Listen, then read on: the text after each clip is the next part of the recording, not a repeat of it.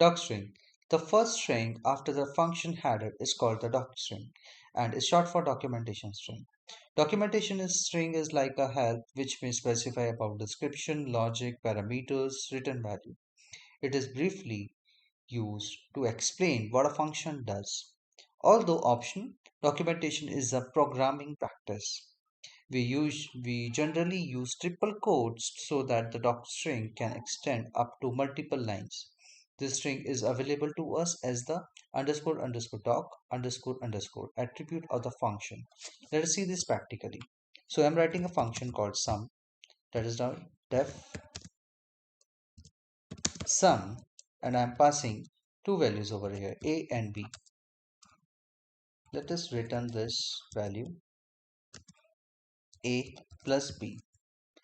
Now let me write down is docstring, so it will come under triple quotes.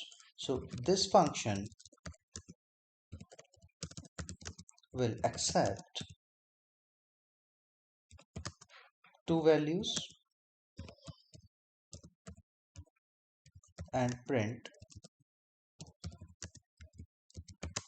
the sum. Let us call this function sum, and I'm passing 10 comma 20 over here. Now if I take my mouse over here, so we can see this function description, whatever we have mentioned over here as docstring.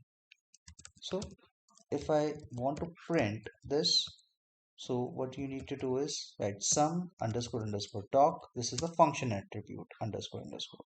Let me run this. So we can see the same documentation over here. Can we print the system defined functions documentation also? Yes, we can do that. If I want to print the documentation for doc, so just see this.